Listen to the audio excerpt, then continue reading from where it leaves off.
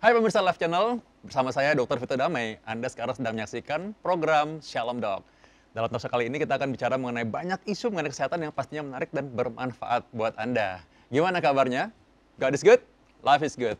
Kalau kita punya kesehatan saat ini, itu berarti kita harus syukuri dan kita harus menjaganya. Bagaimana caranya? Salah satunya kita harus menambah pengetahuan, wawasan supaya kita bisa menjaga dengan baik kesehatan yang sudah diberikan. Nah, kali ini kita akan bahas mengenai stunting. Nah, stunting ini banyak sebut-sebut kemarin ya. Apalagi sejak kampanye juga sering banget dibawa-bawa mengenai stunting.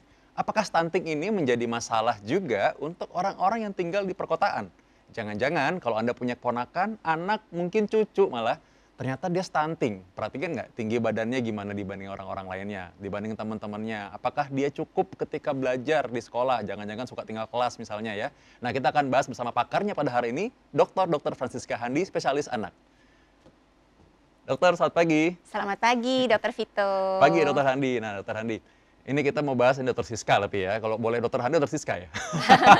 Biasanya Dr. Biar lebih Siska akrab, ya. Dr. Siska juga oke. Nah, kita akan bahas mengenai stunting nih ya. Banyak orang mungkin nggak menyadari bahwa stunting ini ada di tengah mereka. Nah, sebenarnya apa sih ciri-ciri stunting itu? Iya, jadi mungkin kita berkenalan dulu ya dengan stunting itu apa. Stunting dari definisi WHO adalah gangguan pertumbuhan dan perkembangan akibat kurang asupan nutrisi, infeksi berulang, dan kurangnya stimulasi perkembangan. Nah, ini kalau misalkan secara awamnya ya, orang mungkin praktikalnya mau nanya aja nih, kalau gitu gimana nih stunting tuh maksudnya orang kurang gizi aja? Kan kayaknya pikirannya paling di daerah aja nih. Apa di Jakarta misalnya atau mungkin di daerah kota-kota besar Surabaya, Medan, masih mungkin nggak sih ada stunting? Sebetulnya kalau dibilang masih mungkin saja ya, karena malnutrisi pada dasarnya bisa terjadi dimanapun. Ketika asupan itu tidak terpenuhi dengan baik, tentunya anak bisa mengalami malnutrisi. Pendek karena malnutrisi itu stunting, tapi tidak semua pendek adalah stunting, karena penyebab pendek ada banyak sekali. Nah, ini kalau stunting, bahayanya sebenarnya apa sih? Kan kadang-kadang orang bilang, mungkin juga ntar juga tambah tinggi, atau ntar juga nanti juga berkembang gitu kan, atau mungkin belum umurnya. Nah, mungkin orang perlu tahu juga nih, di masa depan itu apa sih impact-nya gitu? Iya, jadi kalau stunting tadi definisi WHO kan gangguan pertumbuhan dan perkembangan. Jadi bukan hanya pendek, tetapi ada gangguan perkembangan. Ada perkembangan otak yang terganggu karena dia mengalami malnutrisi. Sehingga dia bukan saja tidak bertambah tinggi, tapi nanti kemampuan kognitifnya, kapasitasnya nanti untuk bekerja dan berkarya itu menjadi berkurang. Itu yang paling kita khawatirkan ya. Yang nomor 2, kalau dia cenderung pendek, maka resiko untuk mengalami penyakit tidak menular seperti penyakit jantung, penyakit stroke, kencing manis dan sebagainya itu ternyata meningkat karena resiko obesitasnya meningkat. Nah, ini kan sebenarnya banyak yang meneliti ini karena jangka panjang dia teliti kan. Tapi mungkin bagi orang awam banyak yang nggak tahu nih, apa sih hubungannya, kenapa bisa orang stunting, anak-anak stunting nanti di masa depan kok bisa jadi penyakit jantung, stroke dan lain-lain. Nah, mungkin mereka perlu tahu juga nih. Iya, karena malnutrisi ini ya, malnutrisi yang kemudian mengakibatkan pertumbuhannya terganggu ya, sehingga lebih berisiko kalau dia pendek, tentu resiko untuk mengalami obesitas itu meningkat. Dan malnutrisi panjang itu juga kemudian metabolisme tubuhnya juga berbeda ya, Dr. Vito, sehingga resiko-resiko untuk mengalami penyakit-penyakit metaboliknya juga ikut meningkat nanti di kemudian hari. Jadi banyak impact kesehatan yang nantinya akan dialami anak-anak yang awalnya stunting. Ya, orang juga tahu bahwa ada lapisan pembuluh darah namanya endotel yang berubah juga dan nanti jadi kurang berfungsi ketika nanti berusia dewasa. Ini yang menjadi cikal bakal orang menjadi penyakit jantung, pembuluh darah, stroke, dan tadi sudah Dr. Siska sebutkan tadi sebenarnya ya. Nah, dokter, ini kalau orang misalkan mau mengenali stunting nih, ya mungkin kan mereka melihatnya anak-anak kan lucu ya, mungkin ini kecil-kecil nggak tambah gede nih kayaknya gitu ya. Nah, gimana caranya mereka mengenali stunting sejak awal gitu? Iya, sebetulnya pemerintah ya dan masyarakat kebanyakan sudah cukup memahami ya bahwa semua anak itu harus dipantau pertumbuhannya. Jadi setiap kali berkunjung ke tenaga kesehatan, ke posyandu, ke puskesmas, ke rumah sakit, maka harus ada pemantauan pertumbuhan. Pertumbuhan pada anak yang dinilai bukan hanya berat badan, tetapi juga tinggi badan dan lingkar kepala, serta dinilai juga milestone perkembangannya, apakah perkembangannya, kemampuannya itu sesuai dengan usianya. Nah, Bapak Ibu di rumah, Mama Papa, mungkin kadang-kadang Eyang ada juga yang nganter ya, pastikan punya kurva. Jadi angka tinggi badan, berat badan, lingkar kepala itu harus diplot di kurva. Ya, kita harus melihat bagaimana bentuk kurvanya. sekarang itu sudah ada tersedia secara digital. Bapak Ibu bisa download Primaku, itu dari Ikatan Dokter Anak Indonesia, itu sangat mudah menggunakannya. Nah, itu masukkan datanya di situ anaknya, sehingga kita bisa melihat kurvanya. Nanti begitu kurvanya tidak sesuai ya, gambarannya tidak sejajar dengan garis referensi, itu bisa dilakukan intervensi sebelum terjadi betulan stunting atau malnutrisi ini. Nah, ini kayaknya harus diingat ya. Jadi bagi mungkin eyang-eyang, semua om-om, tante di rumah coba lihat keponakannya, cucunya, yang mungkin ya apalagi kamu punya anak sendiri ya, anaknya sendiri juga harus dilihat. Nah, kalau misalkan tadi, sejak kapan kita bisa mengenali stunting? Mungkin kan ada yang baru nyadar mungkin udah usia SD ya misalnya. Iya.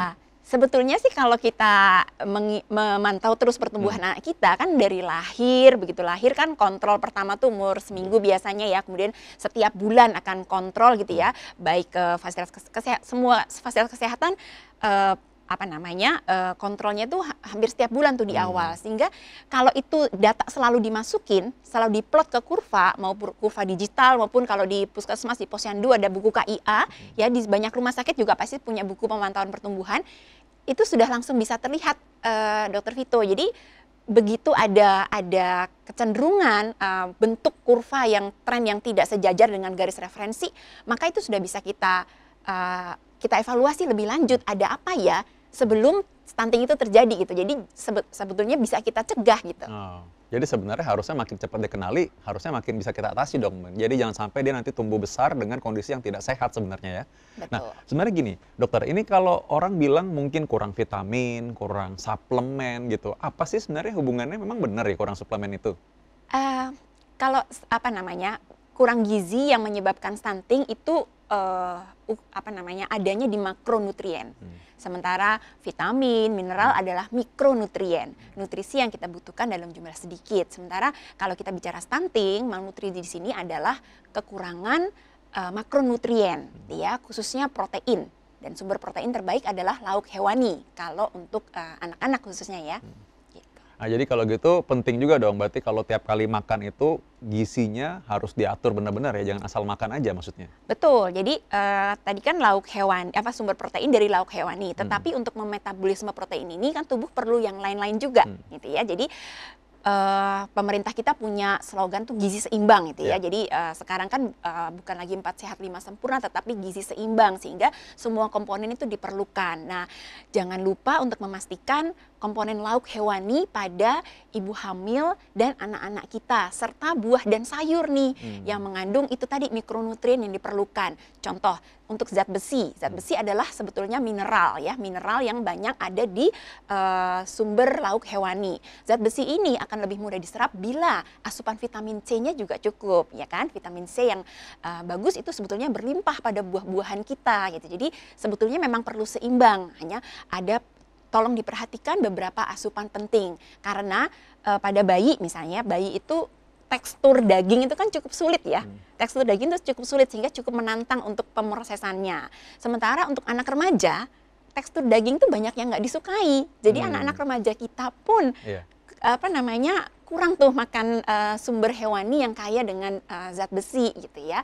Sehingga terjadi juga tuh kekurangan zat gizi mikro di anak remaja. Tetapi dalam konteks stunting sebetulnya yang kita lebih bahas adalah makronutrien tadi, sumber protein hewani. Jadi ini kalau kita bahas mengenai stunting nih ya, kan dulu ada yang suka bilang yang penting 4 sehat 5 sempurna. Nah, ini harus diluruskan nih sekarang. Masih berlaku nggak sih sebenarnya? Iya, sebetulnya gizi seimbang mungkin secara general kurang lebih sama ya. Dia harus ada staple food ya, makanan pokoknya, kemudian ada lauk hewani, lauk nabati, sayur, buah gitu. Hanya saja susu kan sebetulnya salah satu sumber protein gitu ya. Kalau susu itu adalah makanan utama bayi 0 sampai 12 bulan. Setelah itu makanan utama ya makan gitu ya. Sehingga susu ini kan sebetulnya salah satu sumber protein dan mineral-mineral penting lainnya, tetapi bukan berarti harus selalu ada. Kita punya banyak sekali sumber lauk hewani yang ada di alam kita sebetulnya. Nah, ngomong-ngomong tadi soal makan ya, dan juga susu tadi ya. Sekarang kan katanya tadi susu nggak selalu ada, boleh, tapi digantikan dengan sumber protein yang lain ya gitu ya. Nah, sekarang kalau orang zaman dulu kan suka bilang gini nih, ayo makan nasi yang banyak gitu. Nah, itu sebenarnya kan mungkin ya kita perlu luruskan juga tuh sebenarnya. Harusnya kita gimana sih supaya bujuk orang makan itu, anak makan itu gimana? Iya, betul banget. Jadi, aduh, makan nasi yang banyak gitu ya. Memang, tapi itu tidak hanya di Indonesia saja. Ternyata banyak sekali negara berkembang lainnya pun di situasi ekonomi menengah ke bawah, memang akhirnya konsep makan itu supaya kenyang gitu. Dan yang mudah dan murah adalah staple food tadi ya. Dan kalau di kita kan mungkin banyak konsumsi nasi gitu ya. Nah, ini sebetulnya juga sangat disayangkan karena negara kita sebetulnya kaya sekali dengan bahan pangan lokal ya. Kita punya jagung, kita punya berbagai ubi-ubian, umbi-umbian. Jadi sebetulnya sumber staple food kita itu kaya, dan semakin kita makan yang beragam, sebetulnya gizinya jadi macam-macam, jadi lebih kaya. Nah, tapi kita juga tidak boleh hanya staple food aja ya, hanya asal kenyang gitu ya. Tapi juga ini tadi nih komponen-komponen yang lain, karena makan kan bukan hanya untuk kenyang, khususnya untuk ibu hamil, anak-anak sampai usia remaja, tapi juga untuk bertumbuh gitu. Nah, sekarang selain makan yang besar-besar komponennya ya, kan banyak juga yang tentunya kalau lagi istirahat di sekolah itu dapat waktu buat snack gitu. Nah, ini snack ini atau ngemil ini bisa nggak pengaruh pada kejadian stunting gitu? Ya langsung atau nggak langsung ya? Ya, nah ini menarik nih karena Dokter Vito nyebutnya anak sekolah ya, anak sekolah khususnya kalau sudah, mungkin kalau ada sekolah-sekolah awal masih rajin tuh bawa bekal gitu ya, tapi begitu udah mulai SD akhir, SMP, SMA gitu ya, anak-anak remaja ini aduh bawa bekal apaan sih gitu ya. Mungkin dan kunci dari pencegahan stunting kalau menurut saya, dan sebetulnya BKKBN juga mulai nih ya mengerjakan ini ya, adalah di usia remaja ini. Karena kalau kita pencegahannya itu hanya ketika sudah hamil, sebetulnya masa intervensi kita pendek, hanya 1000 hari pertama. Sementara kalau masa remaja itu panjang, dari umur 10 sampai 25 tahun. Jadi benar-benar persiapan untuk dia menjadi dewasa. Nah, menarik sekali tadi Dokter Vito bilang soal cemilan. Anak usia remaja itu pengemil. Memang suka ngemil gitu ya. Memang naturalnya gitu sebenarnya, rata-rata lah ya betul, gitu ya. Betul, iya apalagi main sama teman, olahraga bareng teman gitu ya, nongkrong gitu segala itu kan memang cemilan itu banyak, dan memang mereka sedang pacu tumbuh juga ya, ada pubertas, dan salah satu tanda pubertas adalah pertambahan tinggi badan, kedua ya pacu tumbuh. Jadi yang pacu tumbuh pertama ada di 1000 hari pertama, ada pacu tumbuh kedua di masa remaja ini. Sehingga penting banget masa remaja ini dipastikan pola makannya bagus. Bagaimana camilan kita itu sehat, bagus. Sayangnya ini banyak gempuran industri. Waduh. Itu ya. Jadi makanan kemasan, minuman kemasan, karena lebih mudah diperoleh, ada di mana-mana. Lebih murah juga secara harga, gampang ya. Akhirnya itu yang banyak dikonsumsi anak-anak kita. Padahal kita punya somai, kita punya dimsum, kita punya lemper, kita punya banyak varian ya yang sebetulnya jauh lebih sehat, tetapi nggak tersedia gitu ya di sekolah-sekolah. Apa sekarang aci dengan berbagai olahan yang cilok, cireng, ya. Adanya itu gitu ya. Bagaimana itu kita ganti dengan telur puyuh misalnya? Kita sebetulnya kaya gitu.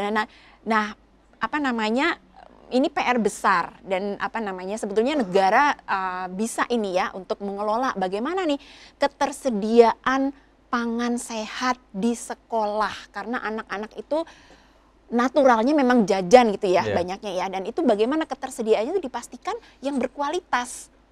Nah, selain negara ya, komponen negara paling kecil ya keluarga lah ya maksudnya. Betul. Keluarga ini parents di rumah, mungkin ya tadi eyang-eyang, opa-opa, oma-oma, kayak kakek, nenek-nenek ya. Coba lihat cucunya makannya apa. Jangan-jangan mungkin karena orang tuanya nggak sempet ya, sekarang di kota-kota besar begitu banyak pekerjaan yang begitu cepat. Ya daripada memang repot juga, tadi sediain dimsum, somai, ya mereka langsung aja jalan cepat, udahlah kamu jajan aja deh gitu ya. Langsung mau beli makanan yang mungkin bagi anak-anak ya dia tahu isinya manis ataupun isinya asin, menurut dia udah enak nih. Langsung aja dia makan, mungkin mineral atau gizinya pun tidak terlalu cukup untuk dia untuk pertumbuhan dan perkembangannya. Betul. Nah bagus banget, ini saya akan bahas lagi berikutnya sebenarnya tadi mengenai apa yang sudah dikatakan Dr. Siska. Mengenai pencegahan stunting dimulai sejak masa remaja. Ini remaja ini bukan maksudnya remaja si anak loh, tapi remaja ketika orang tuanya menentukan akan mempunyai anak di kemudian hari. Bahkan juga sebenarnya Dr. Siska juga nanti akan bahas mengenai bidang ekspertise beliau mengenai breastfeeding atau memberikan ASI. Sepenting apa sih susu dan juga ASI ini, dan juga bagaimana cara mencegah stunting sejak dari awal. Kita akan bahas dalam segmen yang kedua, jangan kemana-mana.